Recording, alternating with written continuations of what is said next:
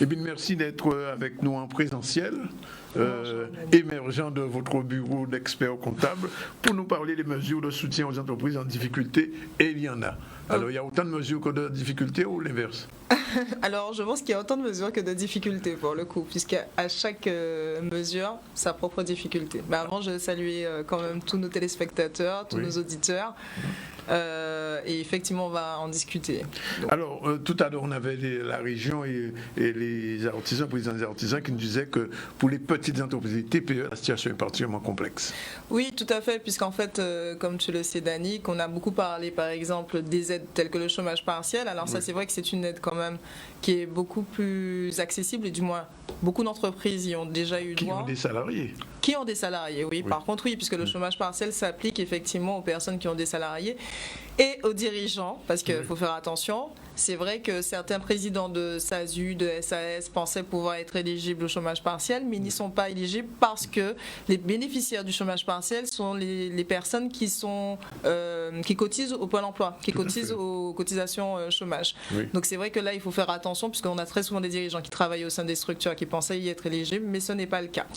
Et effectivement, par rapport aux différents salariés, enfin par rapport à la question de l'indemnisation des salariés, donc c'est vrai que ça a été quand même assez difficile à mettre en œuvre, ne serait-ce qu'au niveau des cabinets ou même à titre individuel, puisqu'il y a quand même un certain formalisme, il faut remplir des demandes d'indemnisation, donc ce n'est pas forcément évident. Donc il y a beaucoup d'administratifs derrière l'ensemble de ces aides. Donc chômage partiel, ok.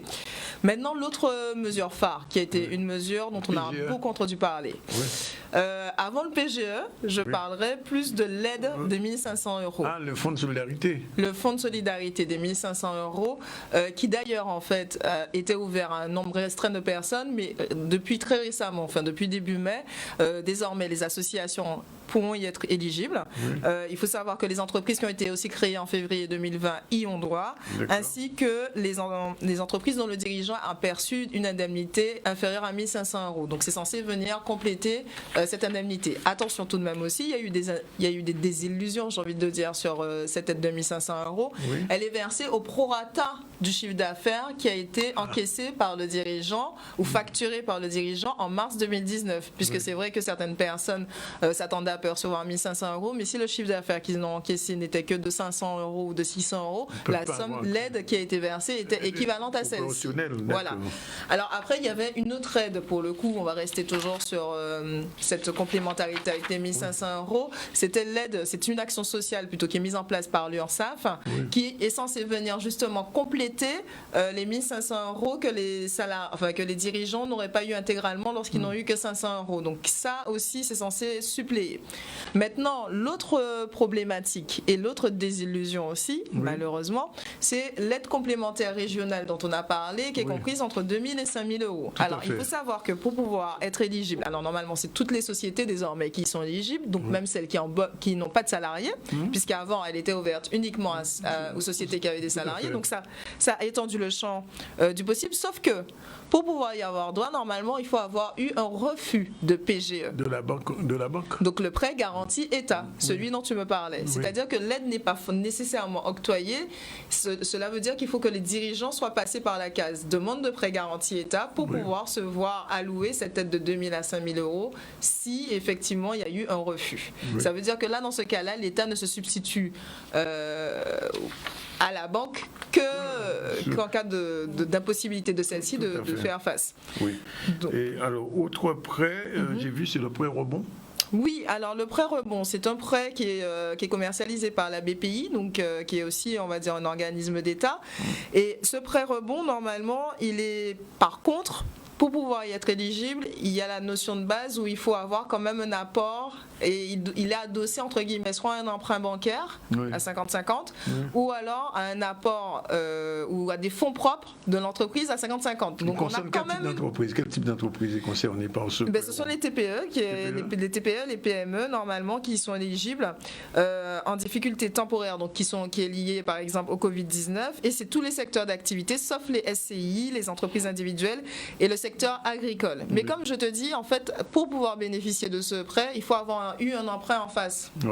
D'accord. Ou il faut avoir la capacité financière à pouvoir représenter l'autre partie, puisque la BPI ne finance pas 100% de ce prêt. Ouais. Alors l'autre prêt rebond, parce que ça c'est le prêt rebond général dont je t'ai parlé, c'est un prêt rebond full digital. Alors, normalement. qu'est-ce que c'est ce prêt rebond full digital? Alors ce prêt rebond full digital, c'est un prêt qui a été créé pour que les experts comptables puissent permettre une accessibilité plus rapide en fait, c'est-à-dire avoir un délai de réponse plus court, normalement en moyenne entre 48 heures et 72 heures, et qui est donc mis en partenariat avec le Conseil supérieur de l'ordre des experts comptables. La seule difficulté qu'on a également pour le moment, c'est que ce prêt est en phase de test dans 2 régions françaises, donc en Île-de-France. Donc pas applicable ici. Donc pas encore applicable.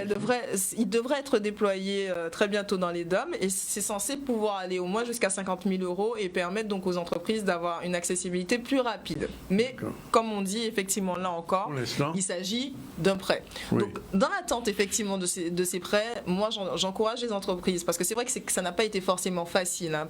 Toute la partie prêt garantie État. Dans certains cas, on a eu le sentiment que c'est vrai que certaines banques ne jouaient pas nécessairement le jeu, mais je pense que c'est aussi lié aux sollicitations qui sont très nombreuses, hein, mine de rien, puisque beaucoup de personnes ont essayé d'obtenir ce prêt.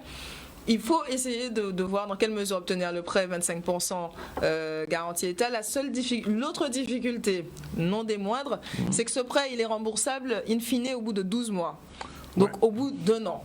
Oui. Et le taux qu'on annonce, le taux de 0,25 qui est annoncé publiquement, c'est un taux qui est garanti donc sur cette année, parce qu'au-delà de cette année, les taux pourront être révisés en fonction des prêts.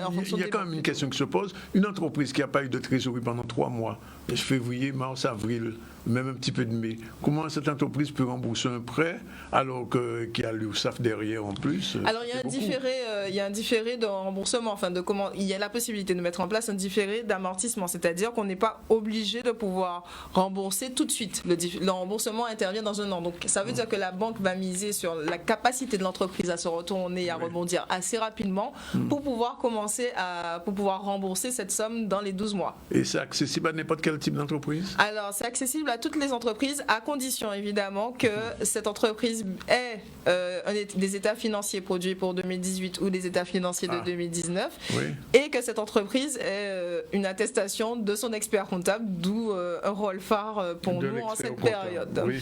Alors le prêt de développement dit Outre-mer, qu'est-ce que c'est? Alors le PDOM, alors ça c'est un prêt qui a toujours existé, en fait c'est un prêt qui est, permanent au niveau de la BPI, mais c'est aussi un des prêts auxquels les entreprises peuvent avoir recours dès lors qu'elles ont moins de 20 salariés. Là, il n'y a pas de critères d'ancienneté. Tous les secteurs y sont éligibles également, sauf les SCI. Mais il fonctionne aussi un peu comme le prêt rebond partenariat BPI France. Il faut toujours adosser 50-50, hein, c'est-à-dire qu'il faut avoir un apport pour pouvoir y bénéficier. Et le montant, lui, est plafonné à 100 000 € si l'entreprise a moins de 3 ans et 750 000 € s'il y a plus de 3 ans. Donc ça c'est un prêt courant en fait, c'est un prêt régulier. Mais c'était déjà avant le Covid. Oui, c'était avant le Covid, mais que la BPI continue à commercialiser, continue à proposer en fait aux différentes sociétés et qui peut être beaucoup plus facile à obtenir sur certaines conditions. Donc il faut toujours se rapprocher de la BPI. Enfin, il n'y a pas un taux de chiffre d'affaires Un taux de chiffre d'affaires par rapport à ce prêt-là non, pas nécessairement, ce n'est pas précisé. Je sais qu'il faut y avoir, je sais qu'il faut qu'il y ait des critères, par exemple, de financement d'investissement spécifiques. Ça peut être des financements d'investissement immatériels, formation, logiciel, matériel, mais peut-être que dans cette phase de reprise, les entreprises voudront peut-être redémarrer avec un nouveau visage, hein, puisqu'il y a l'avant-Covid, il y a l'après-Covid. Donc c'est peut-être l'occasion aussi pour les entreprises de pouvoir s'armer de nouvelles solutions d'investissement. Et le prêt est amortissable sur 5 ans, enfin du moins il est remboursable sur 5 ans, et on peut bénéficier quand même d'1 an de différé de remboursement en capital, c'est-à-dire que l'entreprise ne commence à rembourser que dans 1 an. Donc c'est vrai que ça reste une des solutions qui peut être aussi envisagée. Alors, le prêt croissance TPE. Alors celui-là aussi, il existait déjà. Il existait aussi, donc c'est toujours le petit rappel pour dire que hormis prêt garanti État, on a aussi ce type de solution.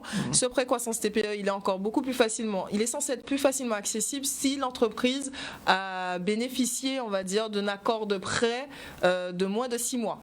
C'est-à-dire que si récemment il y a eu un investissement, la BPI peut faire un prêt croissance TPE, mais jusqu'à 50 000 euros avec un minimum de 10 000 euros, en tenant compte de ces conditions. Et donc ça peut être aussi intéressant. Tout cela aussi se passe en ligne directement auprès de la BPI.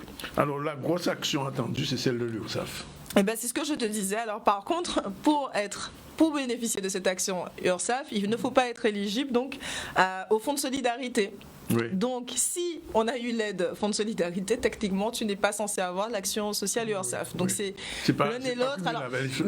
Il y a eu parfois des surprises, hein, parce qu'on ne sait pas nécessairement quels critères que l'URSSAF a respecté ou pas. Il y a des personnes qui ont eu quand même cette aide de 1 500 euros et qui ont bénéficié en même temps du prêt URSSAF. Donc, c'est au cas par cas, mais les textes précisent que normalement, il faut avoir été affilié avant le 1er janvier 2020 à l'URSSAF, avoir payé des cotisations pour pouvoir bénéficier de cette aide et être impacté de manière significative donc par les mesures de réduction ou de suspension d'activité pour pouvoir y avoir droit. Mais dans tous les cas, rien n'empêche de pouvoir solliciter l'aide auprès de l'action sociale de Guadeloupe, auprès de la Sécu. Pendant qu'on parle d'URSSAF, ça aussi, c'est cette taxe patronale, pour certains souhaitent son abrogation pendant une année. Est-ce que ça va être possible pour les TPE? Tu parles de l'annulation des charges sociales.